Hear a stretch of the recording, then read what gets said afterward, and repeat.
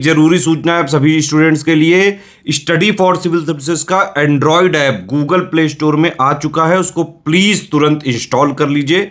और अगर आप स्टडी फॉर सिविल सर्विसेज के सिर्फ ऐप से कोई भी कोर्स, कोई भी पीडीएफ परचेस करते हैं तो उसमें अप्लाई कूपन, अगर आप ज्ञान सर जो है आप उसमें अप्लाई करते हैं, ये कूपन कोड है, तो उसमें 20% फीस तुरंत माफ हो जाएगी। मतलब 20% डिस्काउंट तुरंत उसमें लग जाएगा।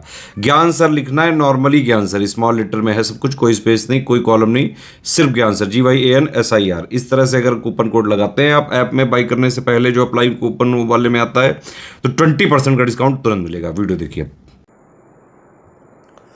नमस्कार साथियों, स्वागत है आप सभी का स्टडी फॉर सिविल सर्विसेज में।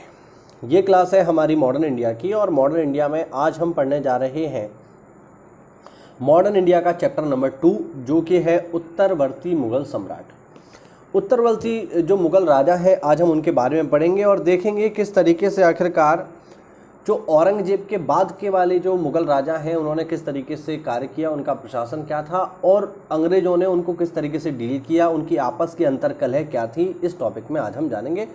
छोटे छोटे वीडियोस बना करके 5-5, 6-6 मिनट के वीडियोस बना करके मैं इस पूरे टॉपिक को ख़त्म करूँगा। ठीक है। उत्तरवर्ती मुगल शासकों में आप ये समझ लो कि मुगल वंश की जो स्टार्टिंग होती है वो होती है बाबर से। ठीक है, बाबर से इसकी स्टार्टिंग होती है, लेकिन बाबर के समय में पावर कोई खास नहीं थी। एक्चुअल में जो ये लोग पावर गेन करते हैं वो करते हैं अकबर के समय से।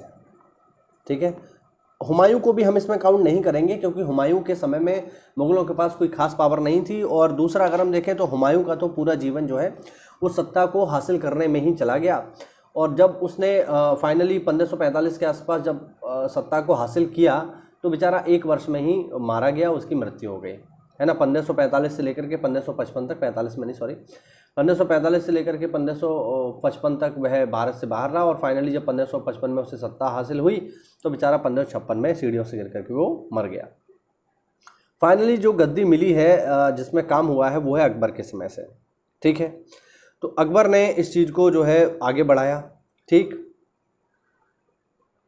तो अगर हम ये देखें कि मुख्य रूप से जो मुगल साम्राज्य रहा है वो अकबर के समय से स्टार्ट हुआ है, यानी 1556 से स्टार्ट हुआ है और चला है। और अकबर के बाद गद्दी पर बैठता है उसका पुत्र जहांगीर, जहांगीर के बाद बैठता है शाहजहां, शाहजहां के बाद बैठता है औरंगजेब। ये करीब करीब 200 साल का जो इतिहास है ये बहुत शानदार रहा है। और अंतिम जो महत्वपूर्ण पावरफुल शासक है मुगलों का वो है साथियों औरंगजेब। औरंगजेब के समय में ही मुगल साम्राज्य में विसंगतियां, प्रशासन में विसंगतियां हमें देखने को मिलती हैं और आपस के लोग ही इनको चैलेंज करना शुरू कर देते हैं। जैसे अगर हम देखें औरंगजेब के समय में, तो औरंगजेब की सबसे बड़ी चिंता मराठा है और मराठों ने उसे जीवन भर तंग किया। और फाइनली जब औरंगजेब की मृत्यु हो जाएगी तब मुगल जो वंश है, जो मुगल शासन है, इसका पतन प्रारंभ होगा। तो आज हम उसी के बाद से ही स्थिति को समझने का प्रयास करेंगे। चलिए, लिखा हुआ है मुगल शासक औरंगजेब की मृत्यु 3 मार्च 1707 को हो गई। उस समय औरंगजेब के 3 जीवित पुत्र थे, मुअज्जम, आजम और कामबख्श। औरंगजेब की गलत नीतियों ने मुगल साम्राज्य की स्थिरता को छीन किया, लेकिन सेना और प्रशासनिक व्यवस्था नामक 2 स्तंभ 1707 तक बने रहे। जाजऊ के युद्ध में बहादुर शाह ने आजम को पराजित करके मार डाला, यानी ये आपस में ही अब गद्दी को हासिल करने के लिए युद्ध हो रहा है। और बहादुर शाह ने क्या किया, आजम को समाप्त कर दिया। और बीजापुर के युद्ध में बहादुर शाह और कामबख्श के बीच युद्ध हुआ। इसमें कामबख्श घायल हो गया और उसकी मृत्यु हो गई। और फाइनली गद्दी पर जो बैठा वो बैठा बहादुर शाह।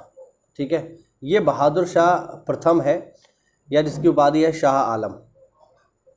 ठीक है, ये बहादुर शाह प्रथम है, ये भी आप ध्यान रखना। बहादुर शाह सेकंड भी हमें देखने को मिलेगा, जो 1857 की क्रांति के दौरान भारत का मुगल सम्राट होगा। समय इनका 1707 से 1712, शाह आलम प्रथम इन्हें कहा जाता है। उपाधि है इनकी शाह ए बेखबर, यह उपाधि दी है इनको खफी खान ने। शाह बेखबर से मतलब ये है कि इनको कुछ पता नहीं है कि इनके राज्य में क्या क्या कैसे कैसे हो रहा है, बस ठीक है राजा बन गए, इतना ही है। 63 वर्ष की उम्र में ये सम्राट बने। इन्होंने शांति प्रिय नीति अपनाई। इन्होंने 1689 से मुगलों की कैद में रह रहे शिवाजी के पुत्र शाहू जी को मुक्त कर दिया और मराठों से संबंध बढ़िया कर लिए, क्योंकि उनको पता था मराठों से संबंध खराब करना बुद्धिमानी नहीं है। इनके समय में सिख नेता बंदा बहादुर ने 1710 में सरहिंद को जीत लिया, परंतु 1711 में मुगलों ने सरहिंद को वापस ले लिया। इनके दरबार में 1711 में एक डच शिष्टमंडल आया। इनके स्वागत में एक पुर्तगाली स्त्री ने महत्वपूर्ण भूमिका निभाई। इस पुर्तगाली स्त्री जूलियाना को बीबी या फिदवा की उपाधि प्राप्त थी। ध्यान रखना है, पेपर में पूछा गया सवाल है पीसीएस में, ठीक है ना। बीबी जूलियाना या फिदवा।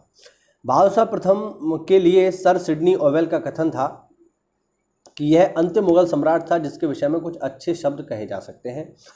बादशाह प्रथम की मृत्यु 27 फरवरी 1712 में हो गई और एक बार फिर उत्तराधिकार का युद्ध प्रारंभ हो गया। उत्तराधिकार के युद्ध के लिए युद्ध का कारण बहादुर शाह का शव 1 मास तक दफन नहीं किया जा सका, यानी इतनी ज़्यादा स्थिति खराब हो गई कि बहादुर शाह जब मर गया तो 1 महीने तक उसका शव सड़ता रहा, उसको दफनाया नहीं गया, केवल इसीलिए कि उसके बाद गद्दी पर कौन बैठेगा।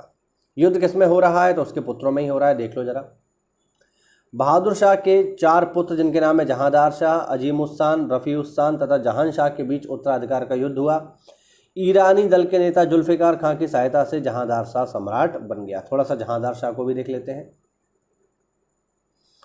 जहांदार शाह का समय है साथियों 1712 से 1713। इसका वास्तविक शासन, यानी जब जहांदार शाह गद्दी पर बैठा तो एक्चुअल में जो पावर थी वो जुल्फ़िकार के हाथ में थी और जुल्फ़िकार की सहायता से ही तो ये गद्दी पर बैठा था। ये इसका प्रधानमंत्री बना जुल्फ़िकार खां। जहांदार शाह ने आमेर के राजा सवाई जय सिंह को मालवा का सूबेदार नियुक्त किया और मिर्जा की उपाधि दी, है ना। इसने मारवाड़ के राजा अजीत सिंह को गुजरात का सूबेदार बनाया तथा महाराज की उपाधि दी। जहांदार शाह के समय में जजिया कर समाप्त कर दिया गया। जजिया मैं आपको पहले भी बता चुका हूँ और आप लोग जानते होंगे। जजिया एक ऐसा कर था जो कि लगता था गैर मुसलमानों के ऊपर। हर वो व्यक्ति जो मुसलमान नहीं है उसको भारत में रहने के लिए टैक्स देना होगा और वो टैक्स था साथियों जजिया, ध्यान रखना। जहांदार शाह लाल कुंवरी नामक वैश्या से प्रेम करता था। जहांदार शाह ने मराठों को दक्कन में चौथ तथा सरदेश मुखी वसूलने का अधिकार दे दिया। चौथ व सरदेश मुखी एक प्रकार का टैक्स था जो उन क्षेत्रों से वसूला जाता था जो मराठों के पास नहीं थे, यानी मराठे ऐसे क्षेत्रों से भी टैक्स वसूली करते थे जो उनके हैं ही नहीं। इससे आप अंदाज़ा लगाइए कि मराठा साम्राज्य की पावर कितनी ज़्यादा थी। और इसको शुरू किया था शिवाजी ने।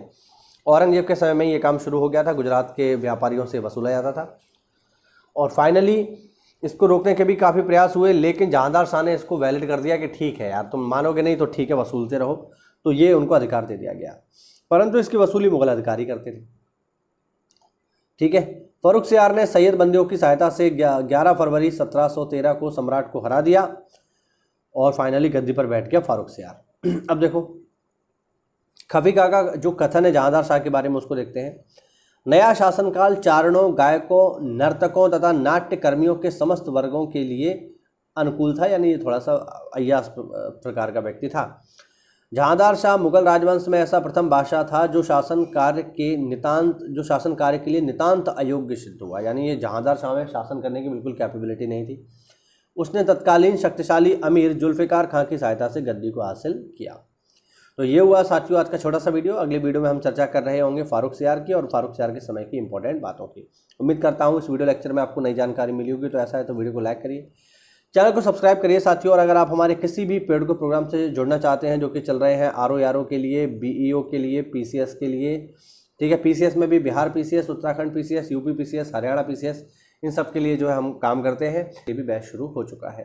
तो अगर आप इनमें से कोई भी बैच अवेल करना चाहें तो दिए गए नंबर्स पर कॉल करके हमसे जुड़ सकते हैं साथियों। मिलते हैं अगली क्लास में, तब तक के लिए जय हिंद, जय भारत, वंदे मातरम।